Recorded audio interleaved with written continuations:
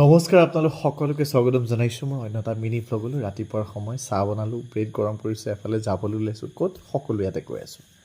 এই ৰাস্তাখিনি আপোনালোকে চিনি পাইছেনে নুমলীগড়ৰ ওচৰৰ ৰাস্তাখিনি আমাৰ বোকাখাটত যথেষ্ট বৰষুণ তিতি মেলি আমি আহিছোঁ পালোহি সাধনী ভৱন আচলতে DC অফিচত কাম আছিলে সেইখিনি কৰি সাধনী ভৱনলৈ আহিছোঁ হাতত দেখিছে কাগজখিনি য'ত আমি গায়ন বায়ন কৰ্মশালা দিছিলোঁ যে তাৰ বিলসমূহ আমি জমা কৰিবলৈ আছে সেইকাৰণে জমা কৰিবলৈ আহিছিলোঁ কামবোৰ কিছু আধৰুৱা হ'ল যদিও তথাপিও আৰু দুখ মনেৰে উভতি আহিছোঁ ঘৰলৈ আৰু লৰালৰিকৈ আহি মই স্কুটিখন লৈ ওলাই আহিছোঁ কিয়নো